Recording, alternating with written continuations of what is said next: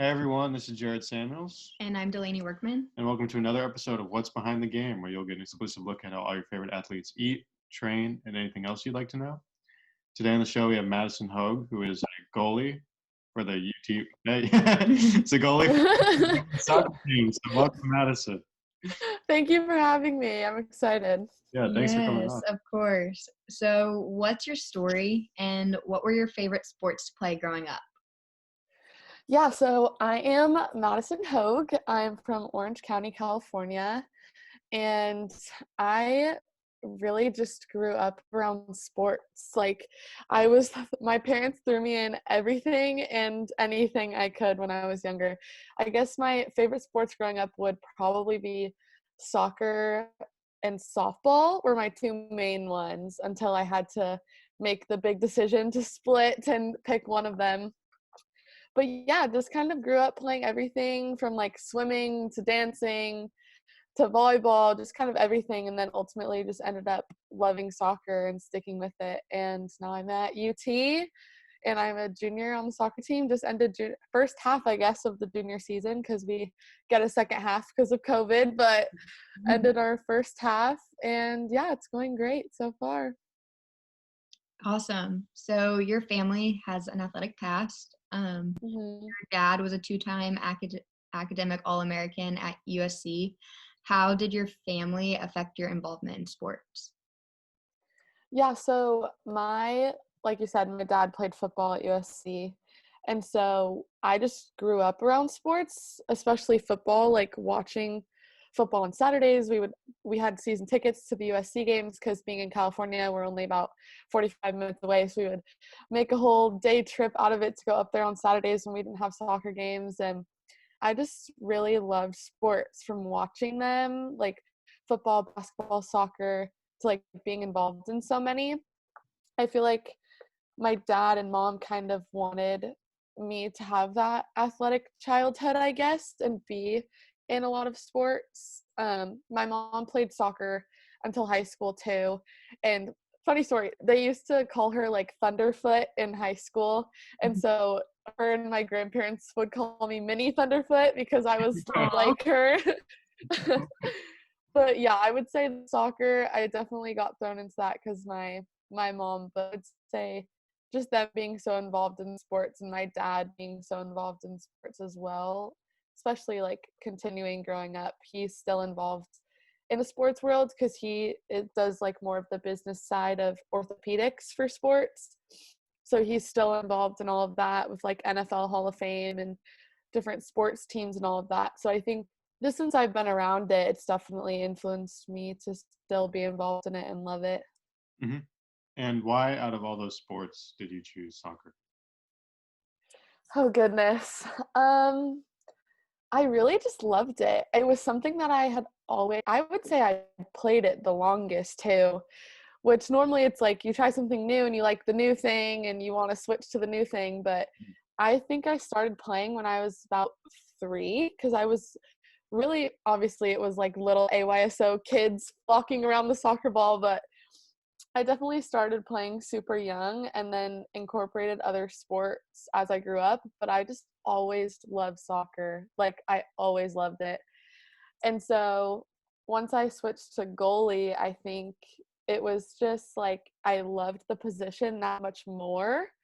And so I was like, I can't give this up. I love it too much. It's when it always came to, okay, you have a softball game and a soccer game on the same day. Which one do you want to go to? I was like, I have to go to soccer because I love it more. So I just ended up, it was just, I guess, a luck of the draw sort of thing for me liking it so much. But yeah. hmm And my experience in select sports is through my brother through baseball and how competitive that is. What was your experience Hmm. select soccer like? And also, it looks like you play in some national championships. What was that like? Yeah. Yeah. So I had a great experience with like select soccer. It was called Elite Clubs National League growing up, ECNL. And it was super fun. It was super competitive and it was cool, especially with, like you said, like national championship tournaments.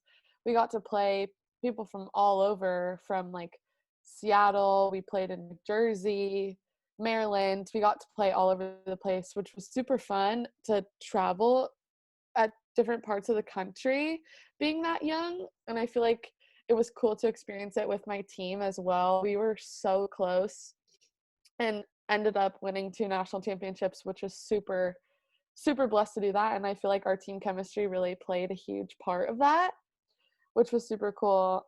But overall, club soccer as a whole was so fun. I loved it.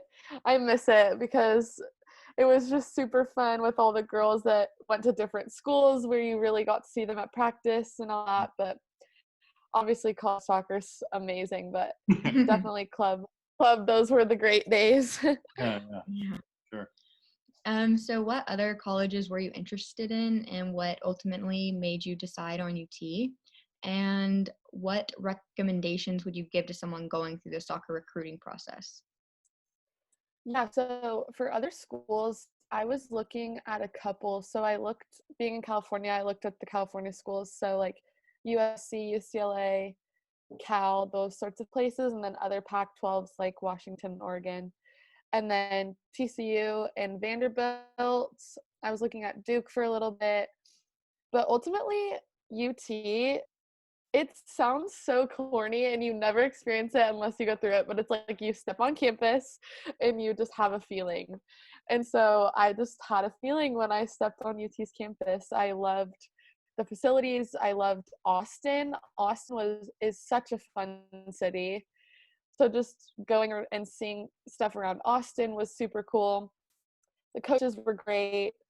Just kind of it all fell into place and I just could really see myself there. So that's ultimately why I picked UT.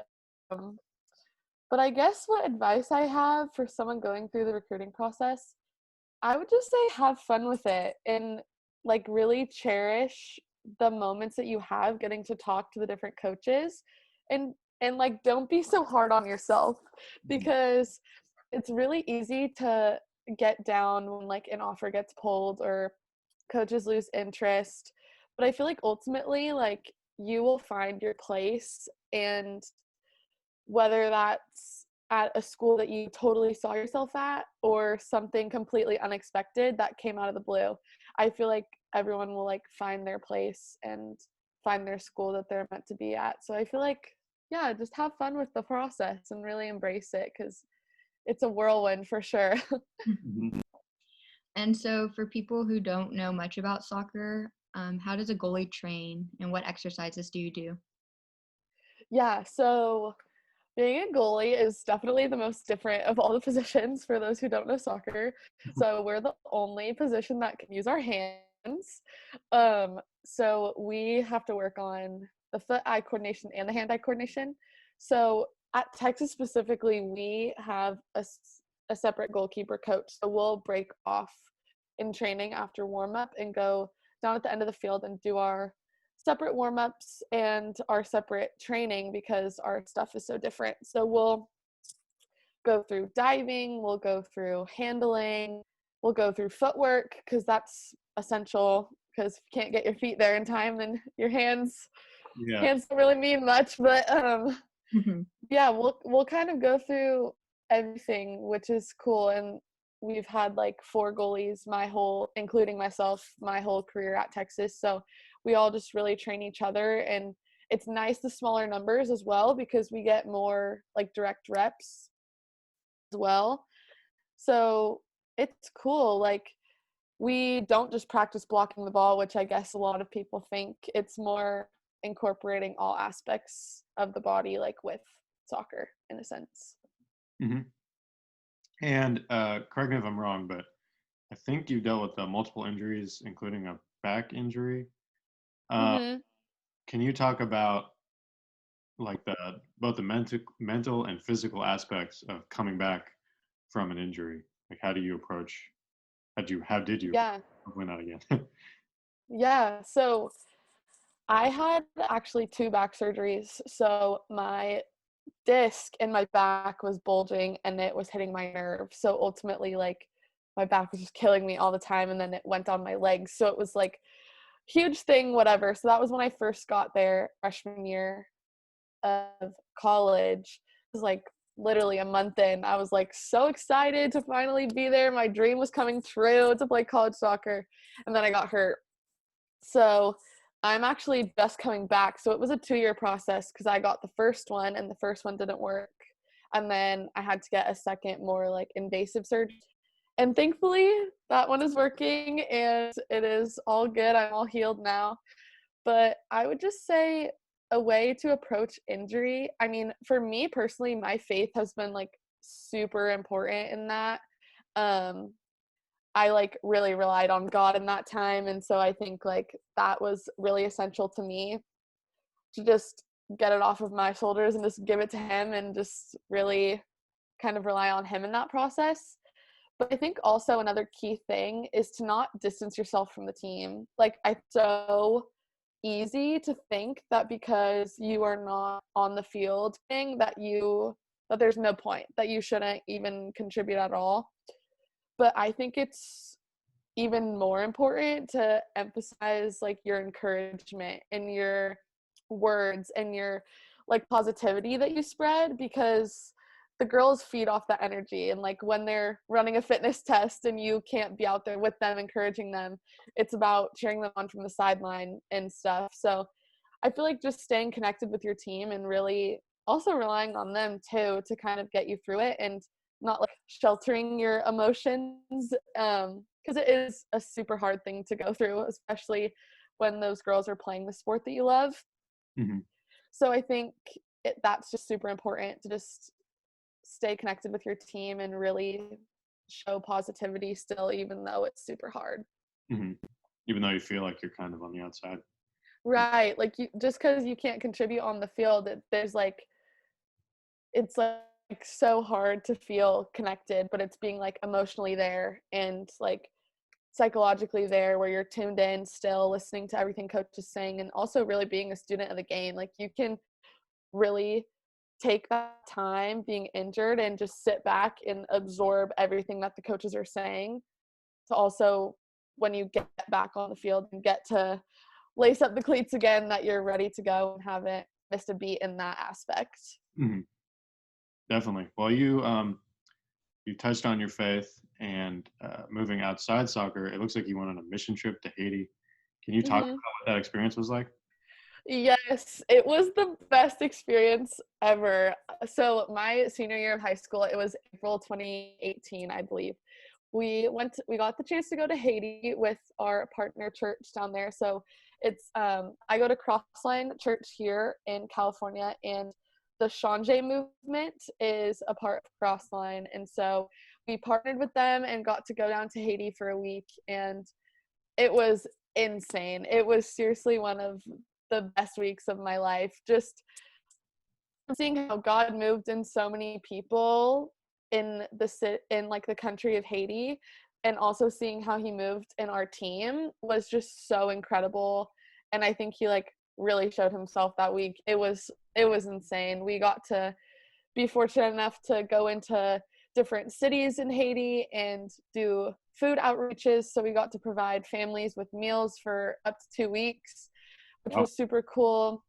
We got to help build a house for a family because their living conditions are pretty bad. So we got to provide a house for them, and it was just super cool to see how God worked and how we were able to like use our resources to help the country, which was awesome. Yeah, that's amazing. That's so awesome. So you have a YouTube channel called Mondays with Madison, and you would like to be an ESPN sports anchor. Can you talk about your show and why you want to be a sports anchor? Yeah, so I started Mondays with Madison at the beginning of November, the first Monday of November, and I, like you said, really want to be a sports anchor. So being on like College Gate or NFL Network, that's like my dream. So I like really love football. It's like an addiction. And so I think my dad partially playing and me growing up around it really plays a factor into that. But I just really sports and just want to keep being around it. So I think it's just been a dream of mine. So I started this YouTube channel to kind of get some on camera experience and also kind of build a portfolio, if that makes sense. Like practice interviewing different athletes at UT and really just potentially broaden it out to other colleges or professional athletes or other pretty influential people in the sports world, which I'm super excited to see where 2021 takes me with that. But I go into their sport, so I talk about like stats, like their season, kind of accomplishments they've had, and then I go into like a person behind the athlete segment where we talk about what matters to them off the field, which I think is super important because athletes are a lot more than just their on the field performance. So it's been super cool, and I have really loved seeing the positive reactions to it that it's had so far. So I'm excited to see where it goes and where it takes me. Awesome. Yeah, That's so great. cool. Okay, so Thanks. final question, and it's one we ask everyone. What are your top 3 recommendations for young athletes?